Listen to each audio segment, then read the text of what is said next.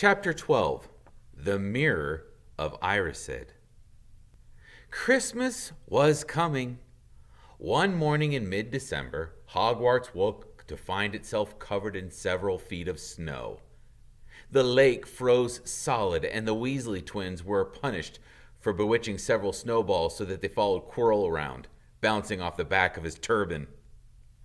The few owls that managed to battle their way through the stormy sky to deliver mail had to be nursed back to health by Hagrid before they could fly off again. No one could wait for the holidays to start. While the Gryffindor common room and the Great Hall had roaring fires, the drafty corridors had become icy, and a bitter wind rattled the windows in the classrooms. Worst of all were Professor Snape's classes down in the dungeons, where their breath rose in a mist before them, and they kept as close as possible to their hot cauldrons. "I do feel sorry," said Draco Malfoy in one potions class, "for all those people who have to stay at Hogwarts for Christmas because they're not wanted at home." He was looking over at Harry as he spoke.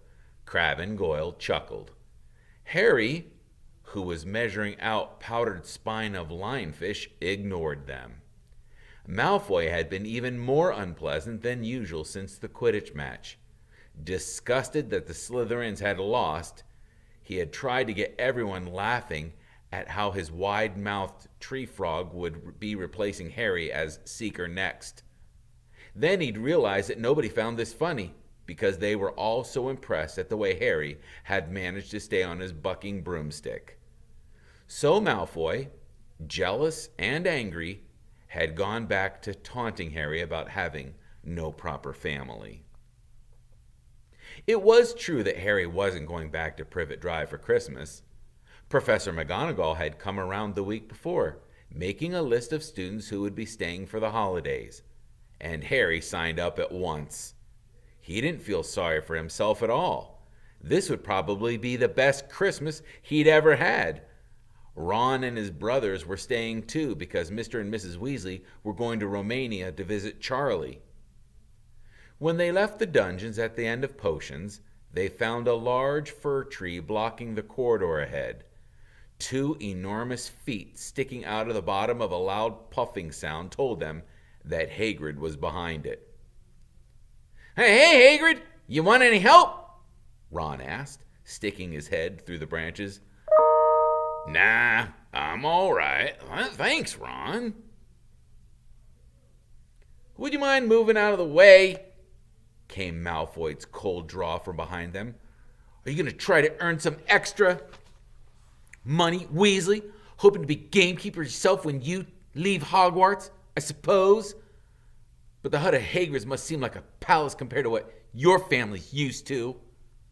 Ron dived at Malfoy just as Snape came upstairs. "Weasley!" Ron let go of the front of Malfoy's robes. He was provoked, Professor Snape," said Hagrid, sticking his huge hairy face out from behind the tree. "Malfoy was insulting his family." "Be that as it may, fighting is against Hogwarts rules, Hagrid," said Snape icily. 5 points from Gryffindor. Weasley, and be grateful it isn't more. Move along, all of you." Malfoy, Crabbe, and Goyle pushed roughly past the tree, scattering needles everywhere and smirking. "I'll get him," said Ron, grinding his teeth at Malfoy's back. "One of these days, I'll get him." "I hate them both," said Harry. "Malfoy and Snape." Come on. Cheer up. It's nearly Christmas," said Hagrid. "Tell you what, come with me and see the Great Hall. It looks great." So the three of them followed Hagrid and his tree off to the Great Hall, where Professor McGonagall and Professor Flitwick were busy with the Christmas decorations. "Oh, Hagrid, at last the tree.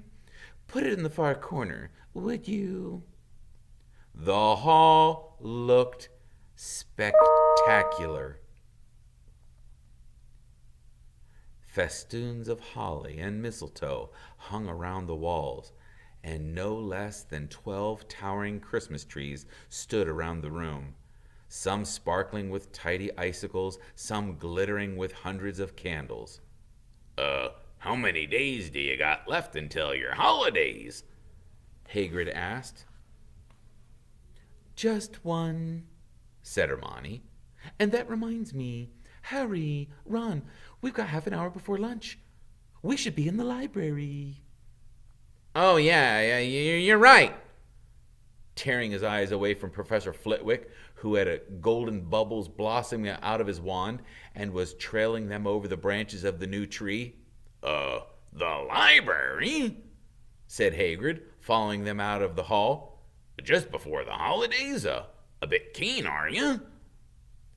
"Oh, we're not working," Harry told him brightly. "Ever since you mentioned Nicholas Flamel, we've been trying to find out who he is." You're... What? Hagrid looked shocked. "Now, listen here. I told you, drop it. It's nothing to you what that dog's garden." "We just want to know who Nicholas Flamel is, that's all," said Hermione. "Yeah, unless you just like to tell us and save us the trouble," Harry added. "We must have been through hundreds of books already and we can't find him anywhere. Just give us a hint. I know I've read his name somewhere." "I'm not saying nothing," said Hagrid flatly.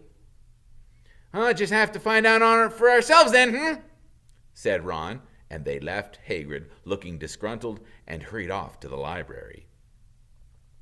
They had indeed been searching books for Flamel's name ever since Hagrid had let it slip, because how else were they going to find out what Snape was trying to steal? The trouble was, it was very hard to know where to begin, not knowing what Flamel might have done to get himself into a book. He wasn't in Great Wizards of the 20th Century or Notable Magical Names of Our Times. He was missing two from Important Modern Magical Discoveries and A Study of Recent Developments in Wizardry. And then, of course, there was the sheer size of the library. Tens of thousands of books, thousands of shelves, hundreds of narrow rows. Hermione took out a list of subjects and titles she had decided to search while Ron strode off down a row of books and started pulling them off the shelves at random. Harry wandered over to the restricted section. He had been wondering for a while if Flamel wasn't somewhere in there. Unfortunately, you needed a specially signed note from one of the teachers to look in any of the restricted books, and he knew he'd never get one. These were the books containing powerful dark magic never taught at Hogwarts, and only read by older students studying advanced defense against the dark arts. "What are you boys looking for?" Nothing," said Harry. Madam Pince, the librarian, brandished a feather duster at him. "You'd better get out then. Go on, out." Wishing he'd been a bit quicker at thinking up some story, Harry left the library. He, Ron, and Hermione had already agreed they'd better not ask Madam Pince where they could find Flamel, since they were sure she'd be able to tell them, but they couldn't risk Snape hearing what they were up to.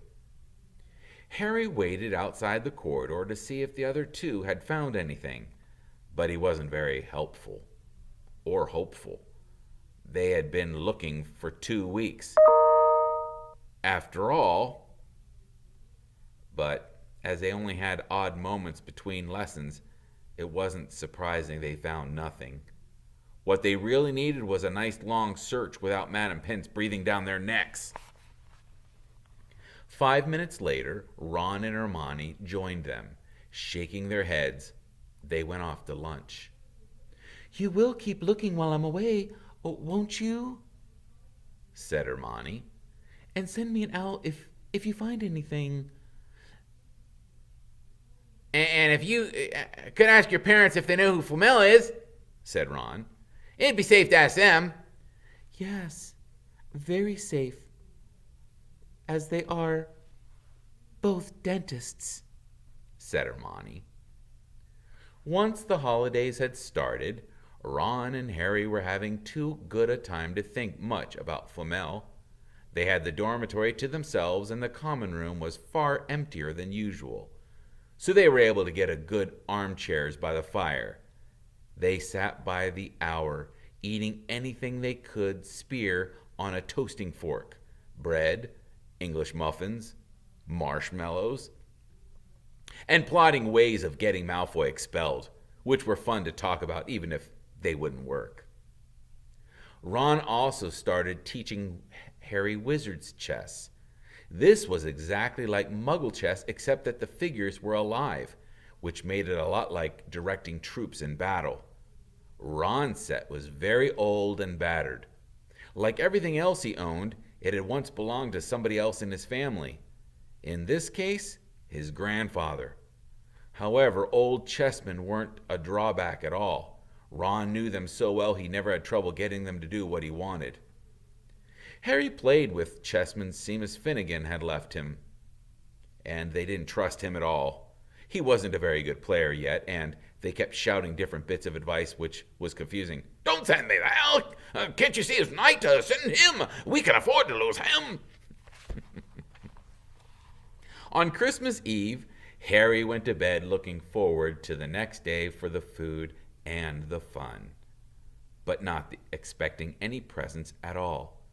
When he woke early in the morning, however, the first thing he saw was a small pile of packages at the foot of his bed. Merry Christmas, said Ron sleepily as Harry scrambled out of the bed to pull on his bathrobe. "You too," said Harry. "Will you look at this? I got some presents." What'd you expect, turnips? said Ron, turning up his own pile, which was a lot bigger than Harry's. Harry picked up the top parcel.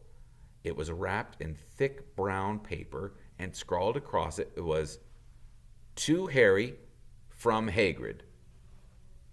Inside was a roughly cut wooden flute.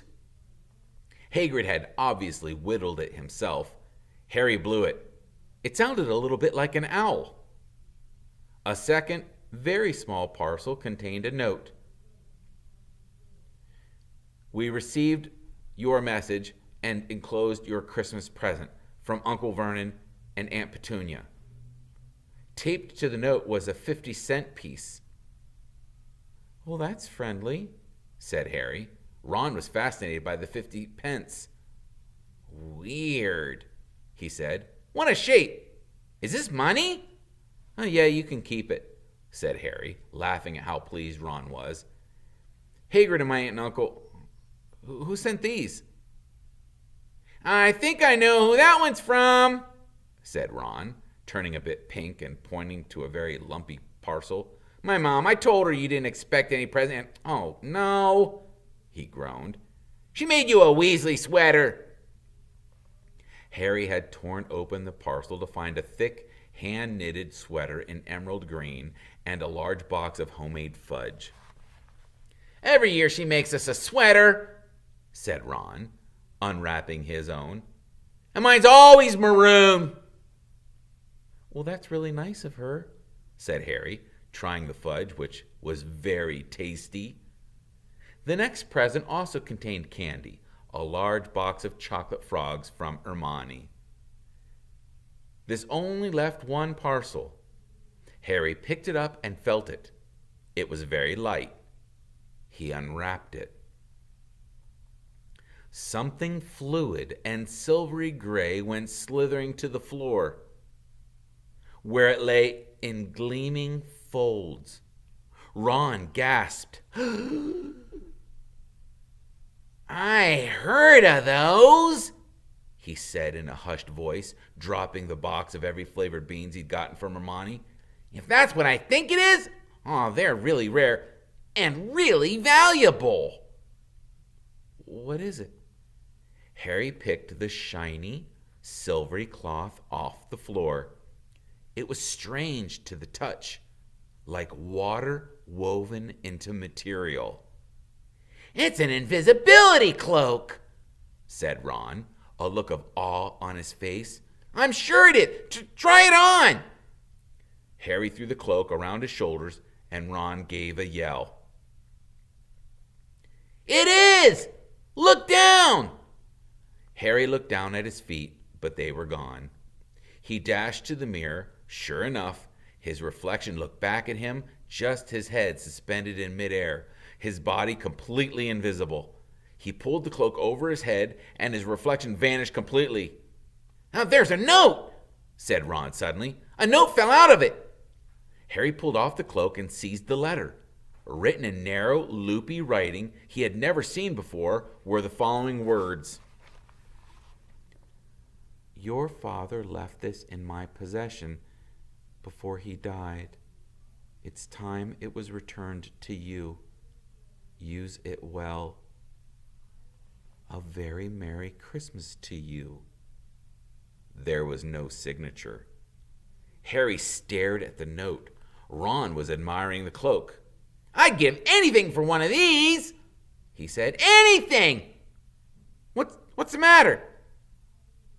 Nothing, said Harry. He felt very strange. Who had sent the cloak? Had it really belonged once to his father? Before he could say or think anything else, the dormitory door was flung open and Fred and George Weasley bounded in. Harry stuffed the cloak quickly out of sight. He didn't feel like sharing it with anyone else yet. Merry Christmas! Hey, look! Harry's got a Weasley sweater, too! Fred and George were wearing blue sweaters, one with a large yellow F on it and the other a G. Harry's is better than ours, though, said Fred, holding out Harry's sweater. She obviously makes more of an effort if you're not in the family. Yeah, why aren't you wearing yours, Ron? George demanded. Come on, get it on. They're lovely and warm. I hate maroon, Ron moaned half-heartedly as he pulled it over his head. You haven't got a letter on yours, George observed. I suppose she thinks you don't forget your name. But we're not stupid. We know we're called Gred and Forge.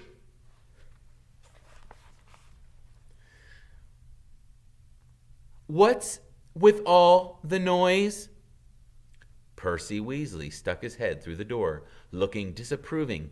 He had clearly gotten halfway through unwrapping his presents as he, too, carried a lumpy sweater over his arm, which Fred grabbed. P for perfect, come on! Come on, Percy, come on! We're all wearing ours. Even Harry got one. I don't want, said Percy thickly as the twins forced the sweater over his head, knocking his glasses askew. And you're not sitting with the prefects today either, said George. Christmas is a time for family. They frog-marched Percy from the room, his arms pinned to his side by his sweater. Harry had never in all of his life had such a Christmas dinner. 100 fat roast turkeys, mountains of roast and boiled potatoes, platters of chipotles, tureens of buttered peas, silver boats of thick, rich gravy and cranberry sauce, and stacks of wizard crackers every few feet along the table. These fantastic party favors were nothing like the feeble muggle ones that the Dursleys usually bought, with their little plastic toys and their flimsy paper hats inside. Harry pulled a wizard cracker with Fred, and it didn't just bang. It went off with a blast like a cannon and engulfed them in a cloud of blue smoke, while from the inside exploded a rear admiral's hat and several live white mice. Up at the high table, Dumbledore had swapped his pointed wizard's hat for a flowered bonnet and was chuckling merrily at a joke Professor Flitwick had just read him. Flaming Christmas puddings followed the turkey. Percy nearly broke his teeth on a silver sickle embedded in his slice.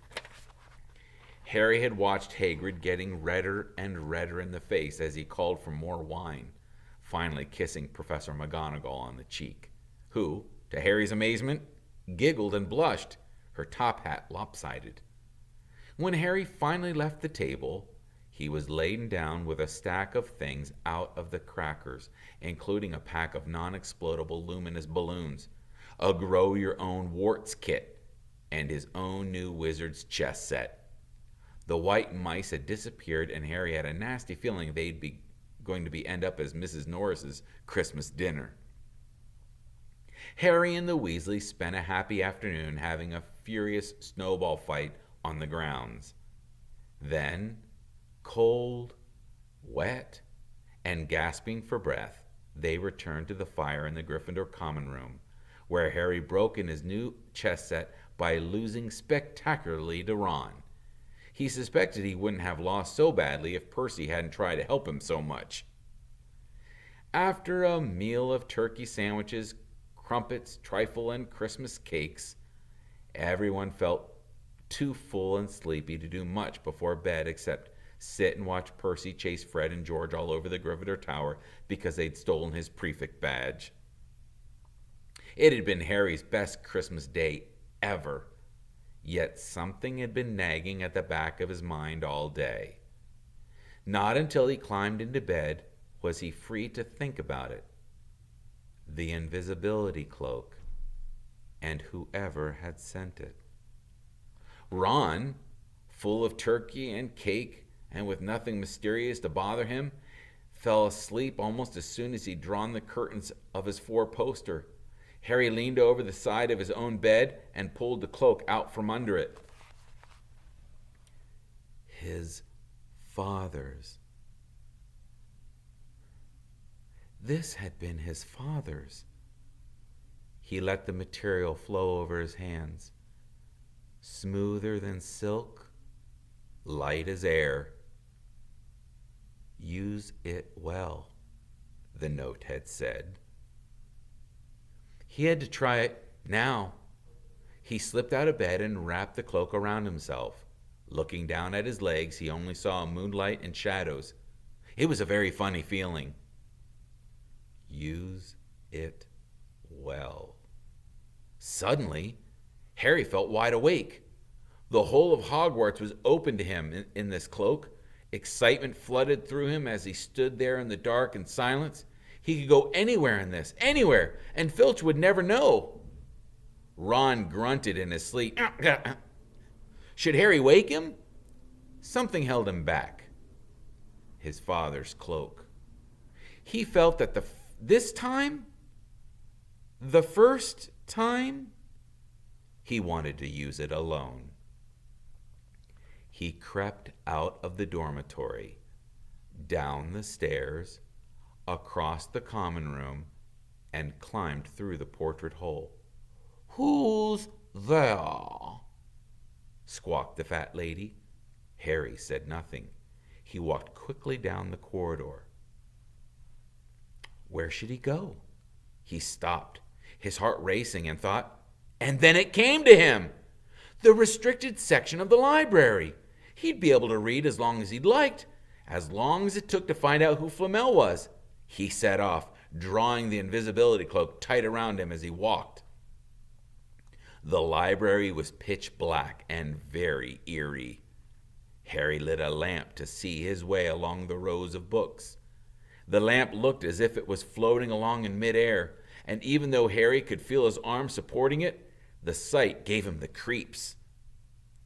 The restricted section was right at the back of the library. Stepping carefully over the rope that separated these books from the rest of the library, he held up his lamp to read the titles. They didn't tell him much.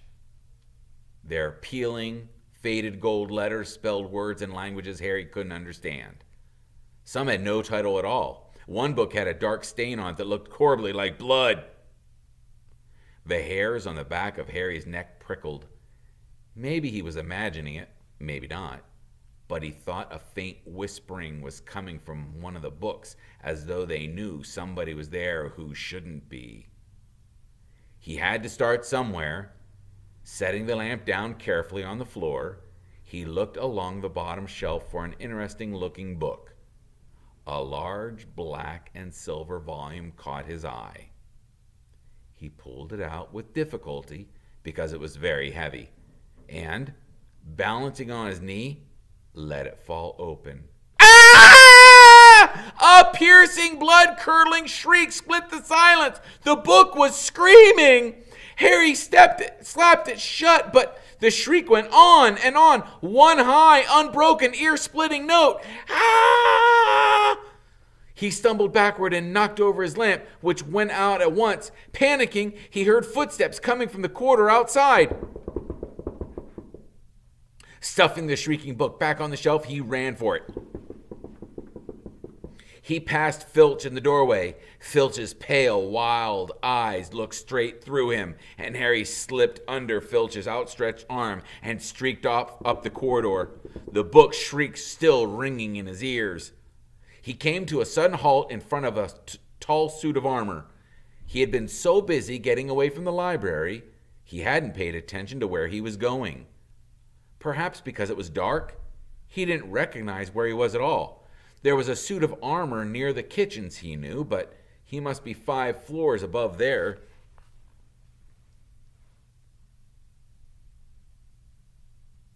You asked me to come directly to you, Professor, if anybody was wandering around at night. And somebody's been in the library. The restricted section. Harry felt the blood drain out of his face.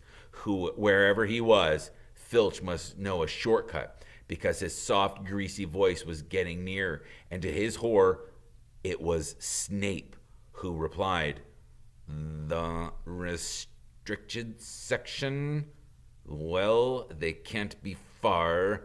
We'll catch them." Harry stood rooted to the spot as Filch and Snape came around the corner ahead. They couldn't see him, of course, but it was a narrow corridor, and if they came much nearer, they'd knock right into him. The cloak didn't stop him from being a solid. He backed away as quietly as he could. A door stood open to his left. It was his only hope.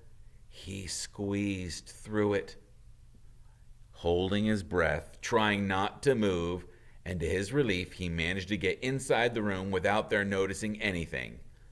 They walked straight past, and Harry leaned against the wall, breathing deeply, listening to their footsteps dying away. That had been very close. Very close. It was a few seconds before he noticed anything about the room he had hidden in. It looked like an unused classroom. The dark shapes of desks and chairs were piled against the walls, and there was an upturned wastepaper basket. But propped up against the wall facing him was something that didn't look as if it belonged there.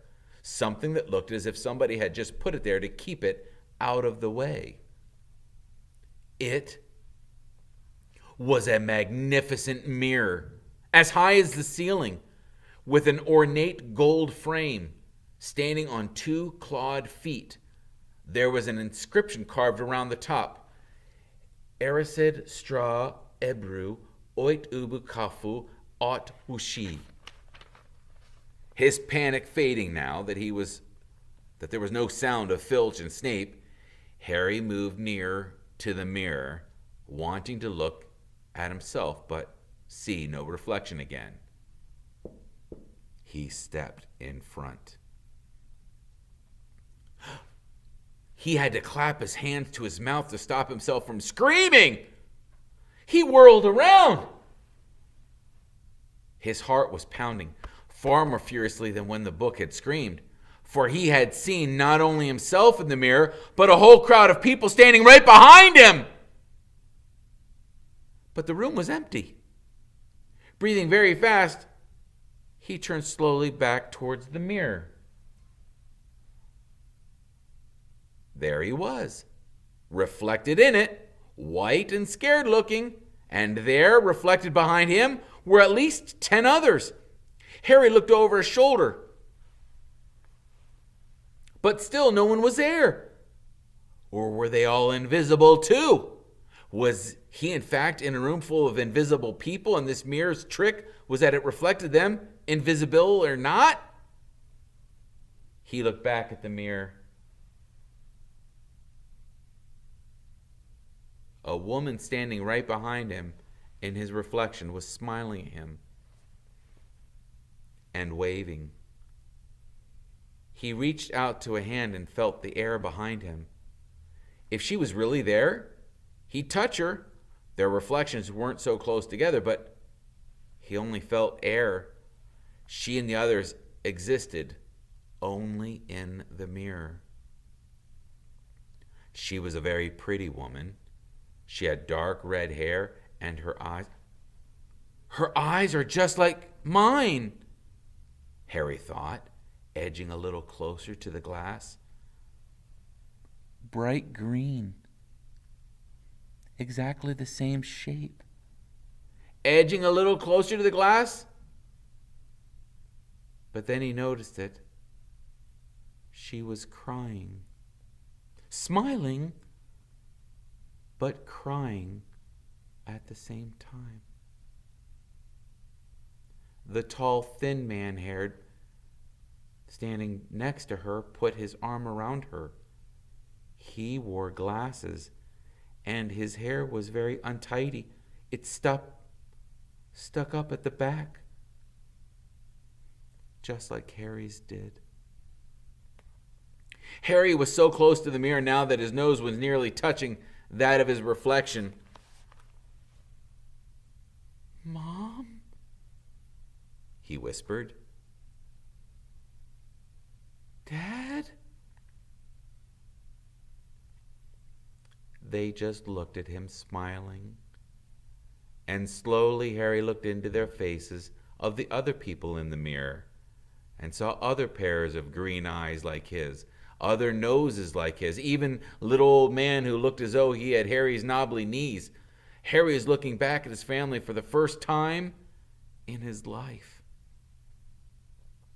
The Potters smiled and waved at Harry, and he stared hungrily back at them, his hands pressed flat against the glass, as he thought he was hoping to fall right through it and reach them. He had a powerful kind of ache inside him, half joy, half terrible sadness. How long he stood there, he didn't know. The reflections did not fade, and he looked and looked until a distant noise brought him back to his senses. He couldn't stay here. He had to find his way back to bed. He tore his eyes away from his mother's face, whispering, "I'll come back."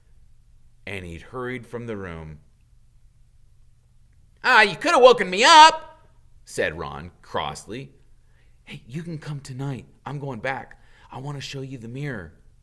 "Yeah, I'd like to see your mom and dad," Ron said eagerly. And I want to see all your family, all the Weasleys. You'll be able to show me your older brothers and everyone." You can see them any old time," said Ron. "Just come around my house this summer.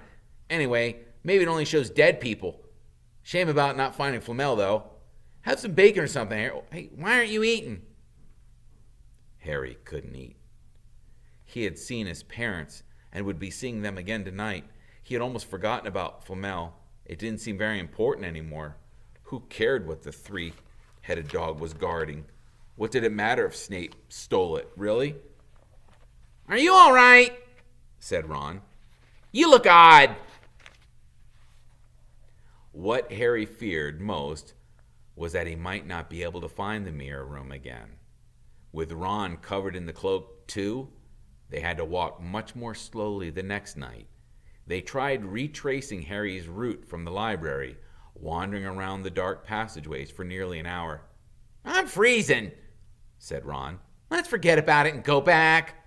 "No," Harry hissed. "I know it's here somewhere." They passed the ghost of a tall witch gliding in the opposite direction, but saw no one else. Just as Ron started moaning that his feet were dead with cold, Harry spotted the suit of armor. It's here, just here. Yes. They pushed the door open. Harry dropped the cloak from around his shoulders and ran to the mirror. There they were. His mother and father beamed at the sight of him. See? Harry whispered. I can't see anything at all. Look at them all. There's loads of them. I can only see you. Oh, go on, look at it properly then. Go on, stand where I am. Harry stepped aside, and Ron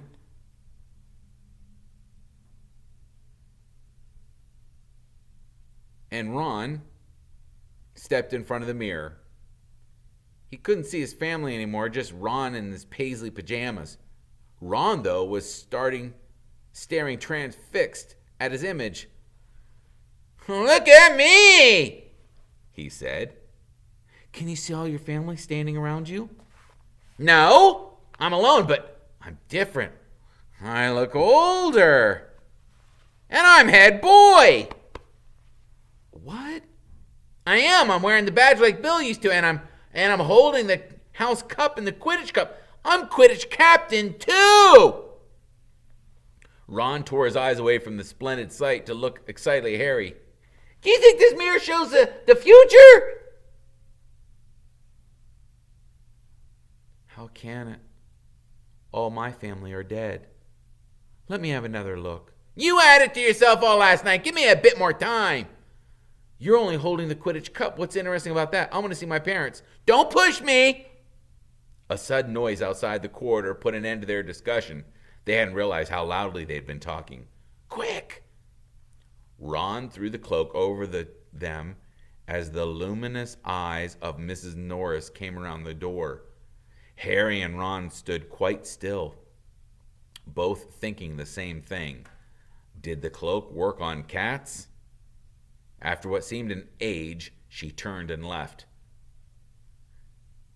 This isn't safe. She might have gone for Filch. I bet she heard us. Come on. And Ron pulled Harry out of the room. The snow still hadn't melted the next morning. You want to play chess, Harry? Said Ron. No.